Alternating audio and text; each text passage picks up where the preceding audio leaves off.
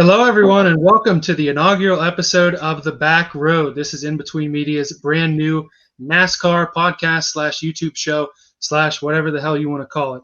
We're ready to roll, and we hope you are too. My name's Elliot Hicks. I'll be the first to introduce myself. I was the first NASCAR writer on the site.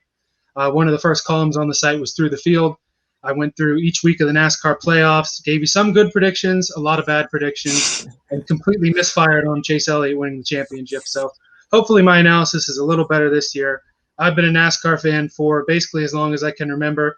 I mean, I'm sure you have no idea who my favorite driver is or was.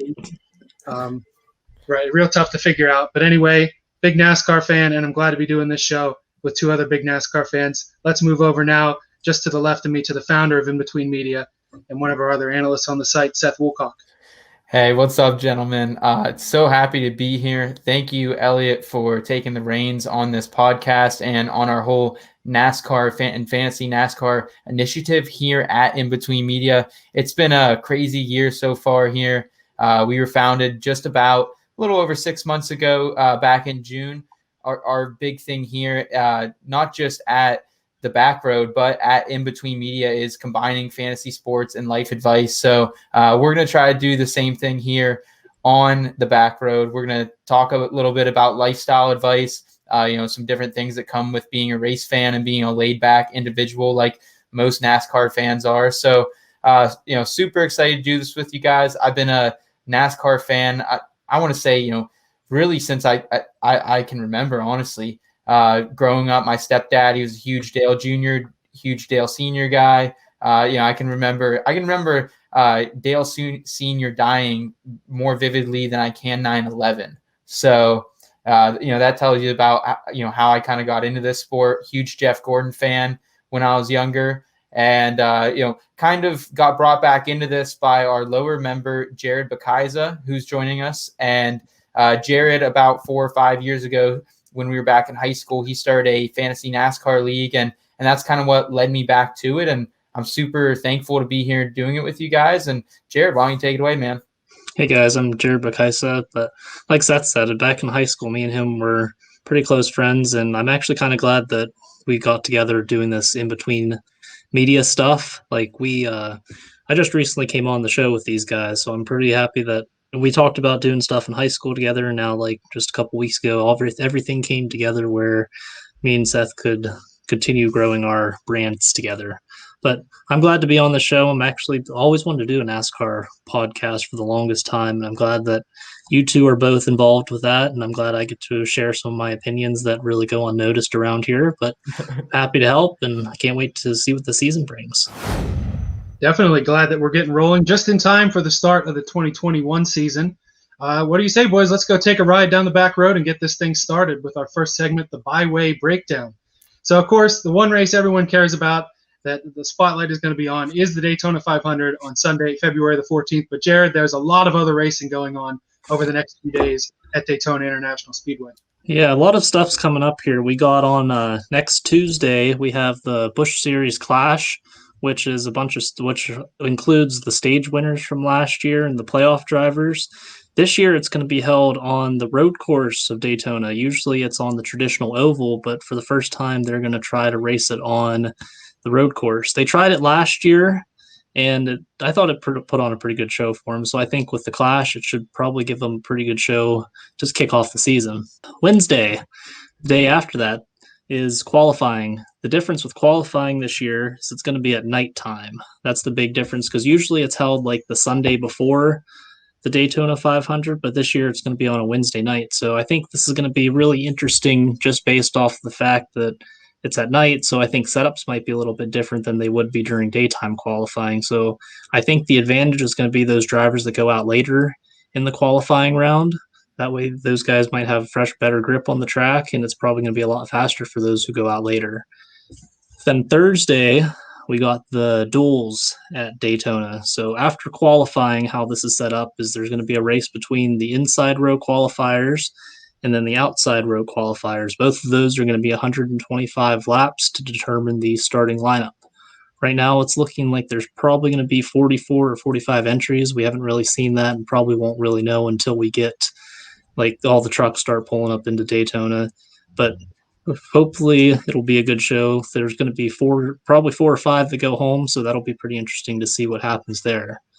Friday's followed up by the truck race on FS1. That'll be pretty interesting to kick off the truck series season. So I'm excited to see that. Saturday, we got a doubleheader of the ARCA Menard series in the afternoon, followed by the Xfinity series on Saturday evening. And then Sunday's the big race, the Daytona 500, the Super Bowl of NASCAR. So we've got lots of new racing coming up, as you just heard. And there's also lots of new drivers in the Cup Series this year. Some very exciting rookies, aren't there, Seth? Yeah, absolutely, Elliot. What this class lacks in quantity makes up in quality. It's headlined, of course, by Chase Briscoe. He's a 9-win Xfinity winner from the 2020 season. He was very close to winning it all, but ended up falling a little bit short. But really what I'm excited here for Chase Briscoe is it's very similar to fantasy football. You know, talent can only do so much in football. It can only lead to so much talent or success in fantasy football. And the same goes for NASCAR as well. Chase Briscoe now, he finds himself in that number 14 car, taking over for old Clint Boyer there. So he's with one of the best teams in high-level equipment. And, it doesn't hurt to have Kevin Harvick on your side either. So, I think him, we have Anthony Alfredo coming into the scene as well. Jared, how do you see Anthony Alfredo and Chase Briscoe kind of battling this Rookie of the Year competition out? I think the big thing with Anthony Alfredo, though, is that he doesn't have as much experience. He only did a half season or 19 races last year in the Xfinity Series with RCR. And he's kind of like a wild card. I'm not sure if he could do really good or really bad, but John Hunter Nemechek did pretty decent in the 38 last year. I think he could do pretty decent, at least maybe in the run in the top 20s, maybe top 30s, I'd say around that range.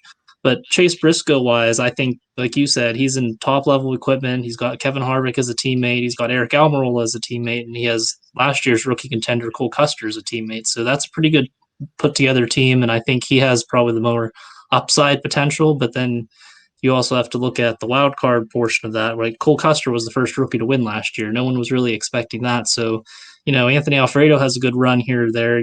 There's always the road courses. You don't know what could happen there. There's the restrictor plate races. If he stays out of trouble at Daytona, he could find himself in the top 5 by the end of the night. Right. And no disrespect to Fast Pasta. Everyone loves some Anthony Alfredo. It'll be fun to watch Chase Briscoe win Rookie of the Year this year in that 14 car. So with those good rookies, there's also a lot of good driver changes. I have to start with the one everyone is talking about. Once again, bringing NASCAR into the forefront of pop culture. 2311 Racing. Freaking Michael Jordan stepping into NASCAR. He's been a NASCAR fan for a long time, and now he is stepping in with his buddy Denny Hamlin. And they got Bubba Wallace as their driver.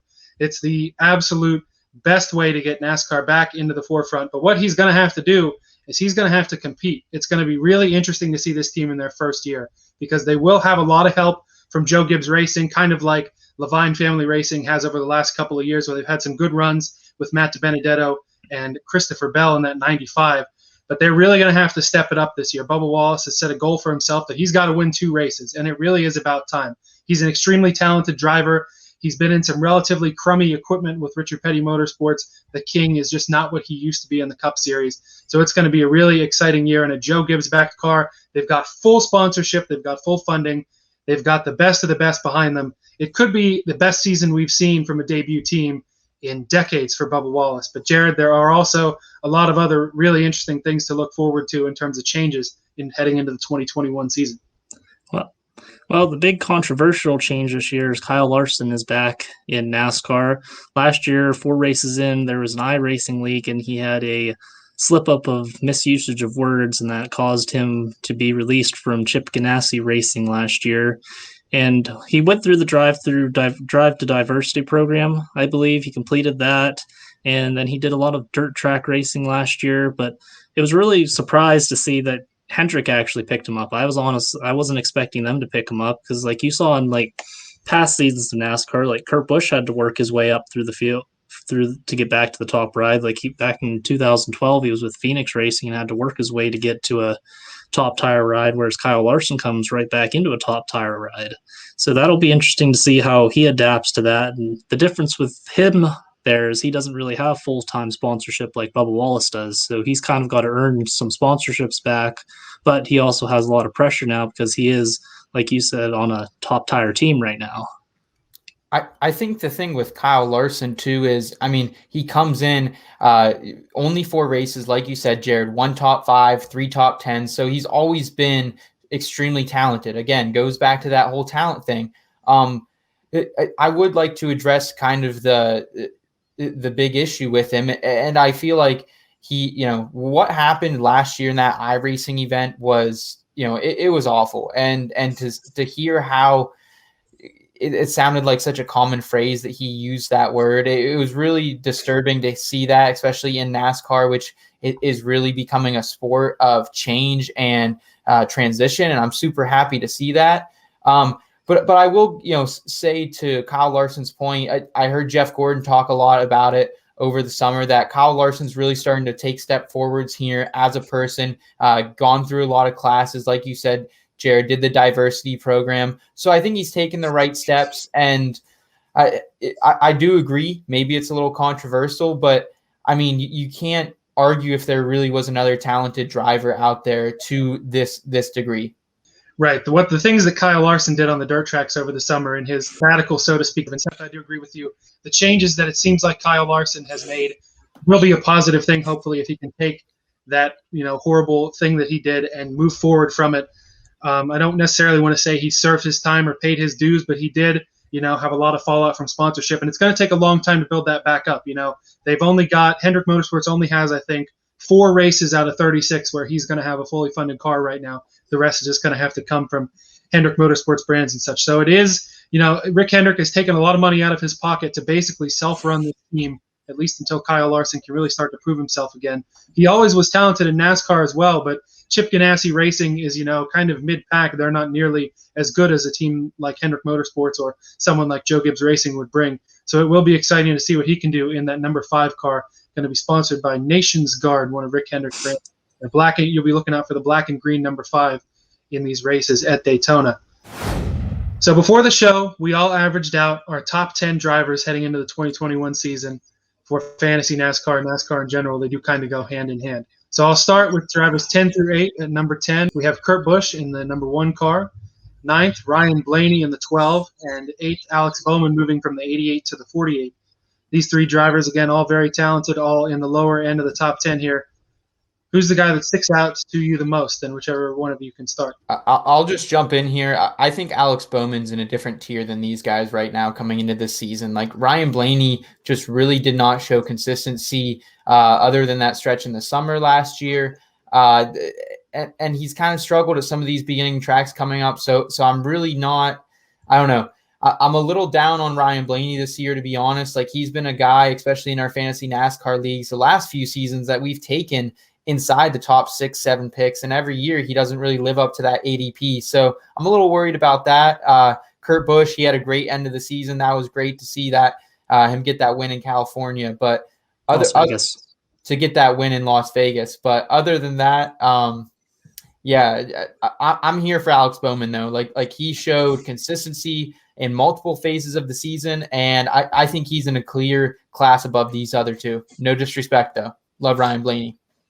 Yeah, I'd agree with Seth on that. I think Kurt Busch is more in the top 10 just because we give him the benefit of the doubt. Like right now, he's like one of the longest drivers that have been in the sport because his rookie year was in 2001. So he gets like the veterans benefit of the doubt, I would say. And like he's a mid-pack driver, but he's all like last year at Las Vegas where he pulled off that win. Like he still has the capability to win a race when he needs to be. And he's more of this guy that's like on this kind of like the farewell tour set in his career, so I give him the benefit of the doubt to be one of the top 10 drivers. Yeah, I'm certainly impressed with Kurt Busch. I kind of thought that he was done and was probably going to retire after that one season he had in the 1 car, but came back last year, finally got the win in his hometown, made things really exciting. But Seth, I really agree with you with Alex Bowman. Despite my bias moving from Dale Jr. to Alex Bowman as the particular driver that I pull for on Sundays, he really did show consistency in the playoffs last year. He was one of the best drivers there. And he's entering his age 28 season, and I read a stat that's the season where drivers can really start to enter their prime. So it's going to be really exciting to see what Bowman can do playing off of the strengths of the end of last year in the 48 car. So now we'll go with numbers 7 through 5 in our top 10. And number 7, we have the number 19 of Martin Truex Jr. Number 6, Rowdy Busch, Kyle Busch, the M&M's number 18. And then at number 5, Brad Keselowski, driver of the number 2 for Roger Penske. So I'll start here. I think Brad Keselowski is a guy that could be real interesting to watch. Of course, his only title is now almost 10 years ago, if not 10 years ago, back in 2012. He's the kind of guy who's always been around. He's always been talented. He'll win a couple of races a year. But this is going to be the year where it'll be make or break for Keselowski. He's once again in a contract year with Roger Penske. He was in a contract year last year and then got the extension, I believe, after his win in the Coke 600. Keselowski's a guy where, again, he's good for a couple of wins every year. I feel like he needs to get back, again, to a championship level. He did make the championship 4 last year, but I think you guys know what I'm saying, that Penske's got such a good stable of young drivers, and there are so many good drivers out there that if Keselowski can't really keep this going or get on top, he's starting to get older, and who knows what will happen with that number 2 ride. Well, last year, Keselowski actually did pretty good at the 750 horsepower tracks, so basically a lot of the short tracks, because that's where he got a majority of the wins that he got. Because I remember at the end of the Richmond race, he said, I'm bringing this car to Phoenix, and he did. And fortunately, he didn't win it there, but I think he figured out how to run that package better than a lot of the other guys did, which is why I thought he was like a bigger threat to win the championship last year based off of how the season went. But yeah, I give him credit to be where he's ranked at. I also agree with our rankings with like Truex and Kyle Busch. Truex last year had a pretty decent season. He just wasn't able to cap off the wins. Like he was just a solid top 10 driver and just couldn't finish races. And then Kyle Busch, of course, he didn't have the greatest season last year for a Kyle Busch standard, but I think maybe this year he can get back on track. Yeah, Jared, I have to echo you here as well. I mean, again, going back to fantasy football a little bit here, we normally categorize the top people as an RB1, a wide receiver 1. In fantasy NASCAR, I like to look at it as driver 1s, and I think that cutoff really ends there with someone like Kyle Busch or Martin Truex, that if you were playing in a season long, that you would be happy with your number 1 driver.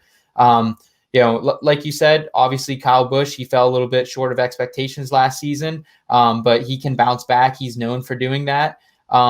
And Brad Keselowski, he's going to be where he is every year. He's going to be running towards the front of the pack. He has a great team around him. He has great equipment, as always, a great crew chief. Like he's a great driver. He's not a fan favorite. I think that's where sometimes, I know us in our fantasy league, he drops maybe more than he should because he isn't a fan favorite, but he's going to win races. I think last year he had a couple fluky races, but I wouldn't be surprised if we see some dominating wins out of Brad Keselowski down the stretch here. All right, so then our top 4, the creme de la creme of NASCAR. I think all these guys would be absolutely driver 1s for your team. Joey Logano's at 4, Denny Hamlin number 3, Kevin Harvick ranked 2nd, and of course the champion, Chase Elliott, ranked at number 1.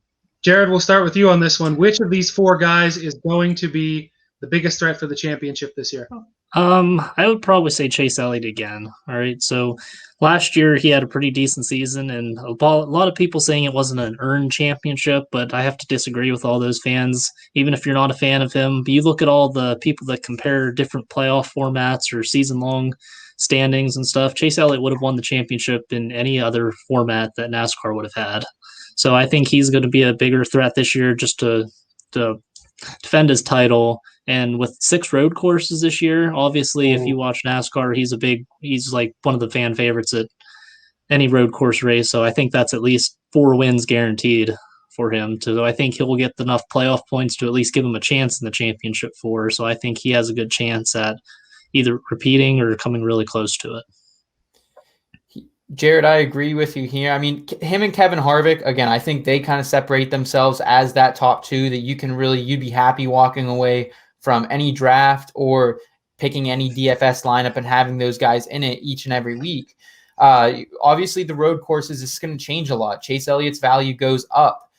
Kevin Harvick, we haven't seen that consistency there. And even at Daytona lately, I think Kevin Harvick has 2 Daytona wins in his career. I think he's placed maybe once in the top 10 within the last 2 years. He's not been great at Daytona, especially during the 500 these last couple years. So I am a little concerned off the bat here, but I think Kevin Harvick, it goes back to mentality for me. Like this guy, like last season was his to take, and he needs another championship to solidify himself with the greats. And I think now's the time to do it before Chase Elliott builds any more confidence, because he's going to be damn hard to beat at this point. I completely agree with you there. I think that the two guys to focus on here are the two older gentlemen of the group, Kevin Harvick and Denny Hamlin. Hamlin, of course, does not have a championship. Harvick was able to get one in 2014. But Harvick, he won so many races last year. He was dominant for stretches of time, could not bring home the title because of not being as consistent as he needed to be, including in that Martinsville race where he did almost make the championship 4, but Kyle Busch wouldn't quite let him go by, and they both crash in turn 4 on the final lap. But for Kevin Harvick, I think that he is already up there with the greats, but a second championship would put him not quite in GOAT conversation, just because NASCAR has, the top 3 7-time champions, but it gets Kevin Harvick real close to that upper echelon. And for Denny Hamlin, it's time, man. He's in his upper 30s. He's starting to break into the ownership side of the sport. I think that he's going to race his ass off and try to win a championship here in the next couple of years. But again, the same kind of thing. He needs consistency, and he just needs to get kind of lucky. I mean, he's been close, and he just hasn't got lucky enough yet to make it to the championship. And especially in this playoff format, you have to be more lucky than good. You have to have a good car just in that one race. So I think if either of these guys win the championship, I think they'll go out on top and probably retire. Again, there's just so many young drivers that can easily be replaced. But those are the two guys to watch, I think, out of the top 4 this season. All right, so before we move on to the next segment, give me some quick hit buy and sell for this year. Seth, what do you got? Yeah, I'm going to start it out with Austin Dillon, honestly. He had a great playoff run after kind of a crazy win at Texas. So Austin Dillon, he's made that transition, it seems like, obviously separated himself from his brother, continuing to go full-time here for the Childress brothers, or for the Childress team. So super excited about Austin Dillon. I know he's another guy in fantasy leagues the last couple of years that continues to drop, and he's going to be a guy if you're playing in a 5-6 team league that you might be able to grab in the 3rd or 4th round. He's going to be consistent at the very least. He's won a Daytona 500 before. He knows how to hang around at the end of the pack and emerge late. So I'm excited for Austin Dillon. Yeah, I agree with that, Seth. Like at the end, towards the end of the last season, he was actually doing pretty good, and people were joked about how inconsistent he was all during the regular season. He shows up the first 3 races of the playoffs last year in advances, and people were like, "Oh, he might actually be like a contender," So I thought he had a pretty good end of the season last year, and I think that's only going to continue to carry them forward into this year, especially Richard Childress' program altogether. But I think Austin Dillon's going to be that one to maybe push him to maybe a couple wins this year for that team. All right, so I've got 4 drivers here. Chase Briscoe, I think you buy. Christopher Bell in the 20, I think you sell. I feel like he could regress a little bit, which is kind of surprising with how talented he is. But we saw how Eric Jones did in that car. For Bubba Wallace, wait and see. You never know how that 23 car will be. And for Kyle Larson, you sell him for now, and you buy him low in 3 weeks before he gets hot. I will say this on Bubba Wallace, though. Out of all the active drivers other than Justin Haley right now, Bubba has one of the best driver averages at Daytona. Again, obviously, there's some luck that goes into his rookie performance there, back at that huge last lap crash a couple years ago. But I don't know. I think Bubba Wallace could start off strong here. He's never been too bad at road courses either. So I don't know. I think Bubba Wallace is a name to watch here early. But I agree with you, Elliot. With that equipment, it really is tough to trust it. All right, so we've given you plenty of analysis here. Now you can learn a little bit more about us. Let's go with some back home stories and some back road advice about our favorite Daytona 500 memories. I got an idea for a couple of us here, but Jared, I guess we'll start with you this time. Your favorite Daytona 500 memory? Honestly, I think my favorite Daytona memory would probably be the first full Daytona 500 race I watched, and ironically enough, it was one of the most memorable ones would probably be the 2007 Daytona 500, where Kevin Harvick inched out Mark Martin for the win, and then there was a huge crash in the back, and Clint Boyer finished the race on his roof. But it's like a nostalgic type of thing. That was the first full race, NASCAR race I watched. It started during the day, ended at night. I'm like, wow, this is awesome as a little 10-year-old watching NASCAR for the first time, and it's full. 2007 was a big one for me also. That was also the first, full NASCAR race I remember watching, and it did become legendary. Not quite for that red number 8 car in its final Daytona 500, but legendary finish for Kevin Harvick getting that win. my favorite memory, I have to go with 2014. You know, it was such a long day. The rain out, you know, lasting all day, race ending real late at night, and that 88 car ending up in victory lane. That's got to be my favorite one.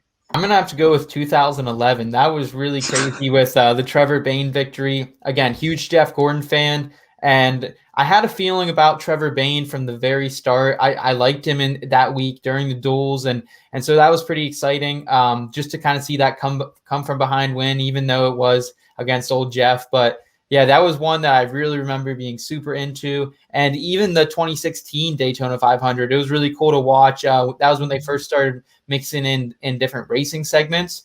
And I can remember watching it with my older brother. And, you know, we had kind of grown up watching NASCAR together. So to see the different strategies play out in front of our eyes there for the first time was really a treat to watch, especially as we aged. All right, so one more thing here before we get ready to wrap up. Some quick hits, either who's winning the Daytona 500 or some sort of hot take about the race and about who's going to win the championship this year. Seth, what do you got? All right, I'm going to start out. I think at the end of the race, it's going to be someone we're not expecting. I can't tell you exactly who, but I think it could be a first-time winner. Look out for a guy like Chase Briscoe, Bubba Wallace, kind of these. I know that kind of might sound a little hot takey, but at the end of the day, I think it's going to be someone who can be patient, stay out of trouble, and strike when the iron's hot. So I'm looking forward to them. As far as the championship, I'm going to go Kevin Harvick. I think at the end of the day, I believe in mentality. I know Chase Elliott's going to be really hard to beat, especially with those 6 road courses, but I think Kevin Harvick, he's got to get it done this year. So I'm going Harvick and look for a wild card to shake up Daytona this weekend. Yep, I'm going to have to go with Seth's agreement on that. I believe a wild card could possibly pull it off, and the wild card I'll be watching is going to be Chris Buescher.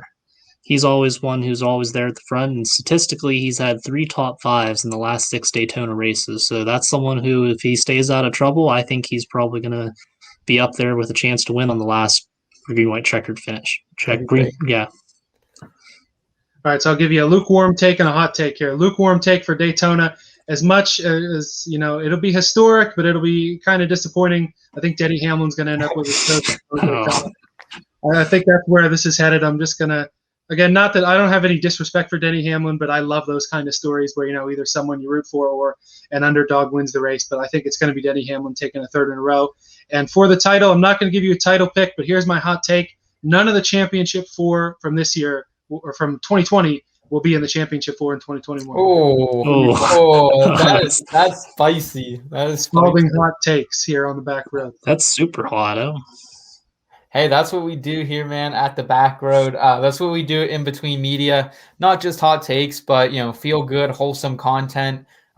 Those of you who maybe this is your first time experience in between media, again, we're a company a little under a year old, and we're just kind of trying to make our mark in this industry, combining feel-good life advice with fantasy sports advice. I have a regular scheduled podcast that comes out bi-weekly during the off season. That's the In Between Fantasy Football podcast. We live stream that on Wednesdays. That hits all those audio platforms on Friday. So make sure you check that out. Elliot's column will be every other week. That's going to be a bi-weekly column heading into the season. Jared's going to be tearing out graphics for us, him and JB Graphics. So super excited about that. Follow us on Twitter. We're at IBT_media. Elliot is at Elliot Hicks 39, or Elliot is at eHicks 39. Yeah, we got them up on the screen here. You can follow us on Twitter. That's where most of us are most active. We'll continue to bring you the most scalding hot NASCAR takes or the typical NASCAR opinions, and you can see all of In Between Media's content as well. Yeah, we got lots of great content around the corner and In Between Media. You know, bookmark the site, make it your homepage. Come visit us every day. Come follow us on Twitter. Watch and read whatever you want. We really appreciate you tuning into our first episode. Thanks for rolling down the back road with us. We appreciate it. For Seth and Jared, I'm Elliot, and we hope to see you next time.